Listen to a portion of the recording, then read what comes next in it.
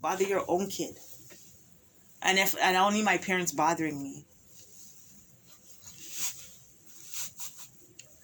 Anyways, another day, it's, you know what, it's Hot Woman Mondays, it's Barack Mondays, Obama Mondays. You know, every Monday is Black Women Mondays. So I just want to give it up to the Black ladies and in business, and the women in general in business, but especially for the Black women in business, because you know it's so hard for us to have a platform and stand firm in such a saturated business where we are fending for ourselves, for ourselves.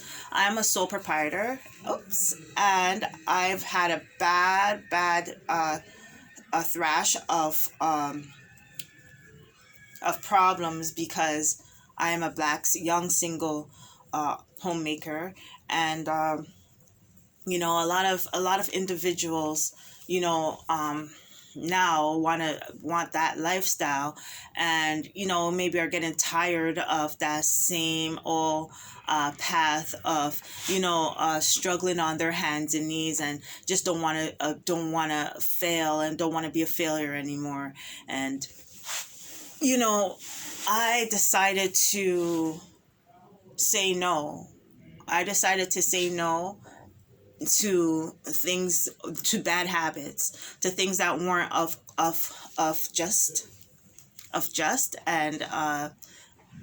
and because I decided to stand up for my rights, I've had the hardest problem in the world, because I don't want to fit the statistics a uh, of a like a low class, or like, you know, a bad girl, you know. And I find it very hardening. It's very painful experience to know that, because if you have ambition, you get treated poorly, you get treated rough. Nobody wants to see happiness for you because you're different, because you want to, you have strength. And so the problem that I see is getting fundraisers and charitable um, and charity. And you know, I've been a struggler for a very long time, because you know, as I stated, my life has not been easy. I've been raised away from my birth parents in another country under false pretenses for the longest time, and not treated well. And because I found out that who I am, I got treated even more worse because I found out. And you know, I guess they didn't expect me to have any knowledge because I was not spoken. And because I'm very outspoken, you know, I'm at a point in my life, I need my other half, you know. And I can understand, you know, maybe they're not ready because it's been years. So now I'm looking for somebody who can be ready. And I'm not looking for a 50-year-old or a 60-year-old or a 70-year-old or 80-year-old or a 90-year-old or a 100-year-old.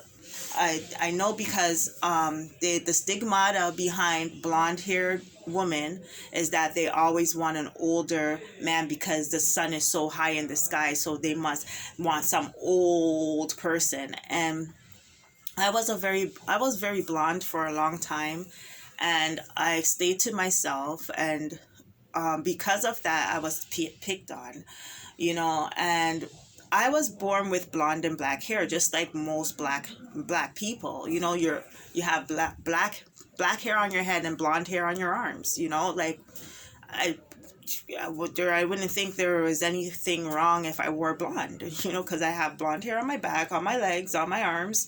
So what would be the problem, you know?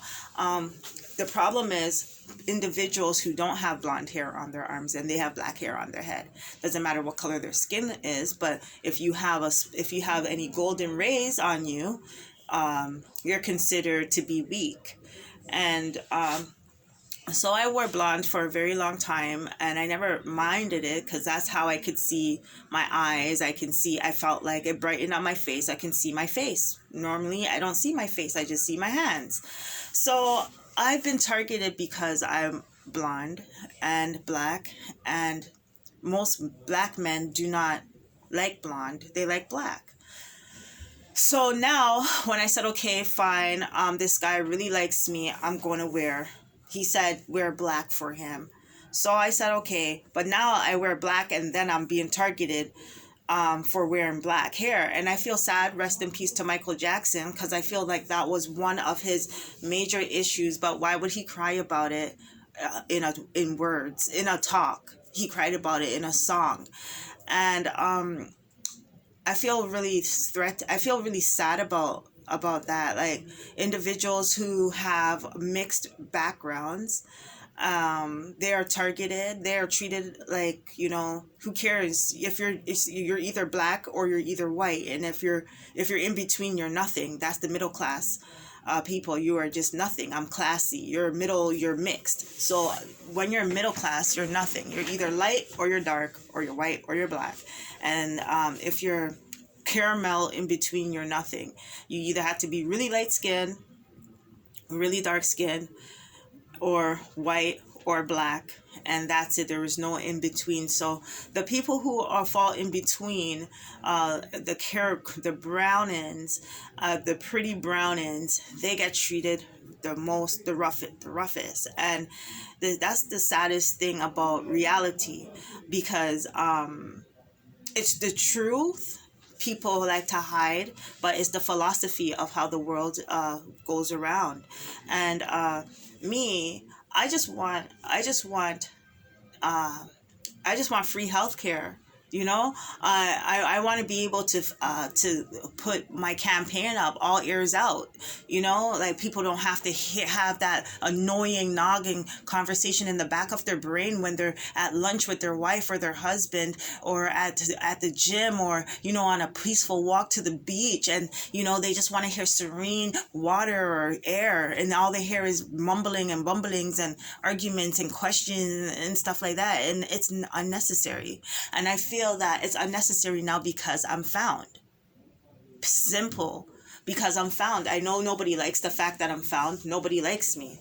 Who would like the baby that caused who that started the laws, that changed laws, that made roads, that behind her trail up here to which part of over here, and who would like that? Nobody. So I've always been a nobody. I've always been that baby that nobody wants to talk about, because look how much pain people been through after that story. And she's alive and well. Oh, and she wants a future. Oh, why should we give her that? So it's like the hardest thing for me to go through, because I don't throw myself at men. I'm more cautious of men. I'm more cautious of women, because it was a man and a woman that did this to me. It wasn't just a woman, and it wasn't just a man. And these people argued back and forth in front of me who started it, who the blame is on. And I'm just like, which one of these people? So I just said, you know what? They were young and stupid, and they felt ugly back in the 1960s about themselves, 1950s about themselves, and they put a plague on my mom and dad, and they went in for the little white black baby.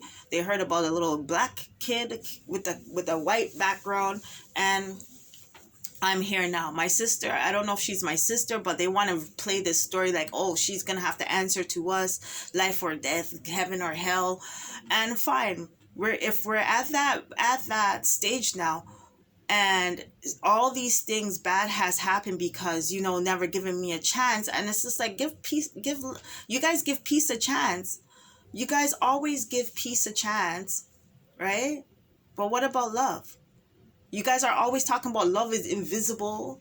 You can't feel it. It doesn't have no feeling. It doesn't it doesn't. Listen, let me tell you. I am love. I am justice. Give love a chance. I am peace. I am justice. Give peace a chance. When I say peace, because I came in with the law, I walk with authority. The authority's been with me ever since I've been in another country. Ever since I've been taken away from home and the radar went up. Which one is the child? What's going on with her?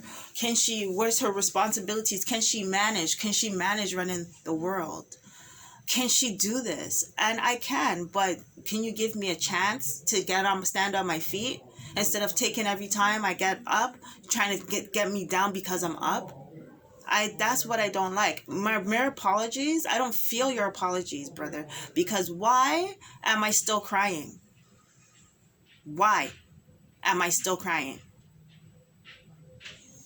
So when they say my apologies and everything, why am I still crying? The question is, what does best interest mean for you? And do you have best interest for me? If it's anything good.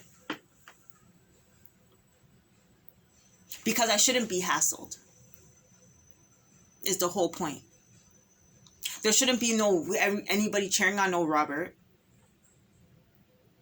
Not one person. And there's so much of these kids coming around talking about Robert this and Robert that. Robert's a bad person to white people and black people. He does not like himself at all. And if he finally found a girl that gave something to him, keep it. What are you talking about? It's time to trade up. I will become a fucking police officer and shoot you dead. Okay? If you think that you're going to lay your hands on me, trying to have sex when I said no, or trying to kill me because I said no. Because that's the only reason why you're mad. Is because, everybody knows that I want to have sex with you, so I'm mad. That's not my problem. No means no. So if you feel embarrassed, that has nothing to do with me. You need to work on your own self-esteem issues so that you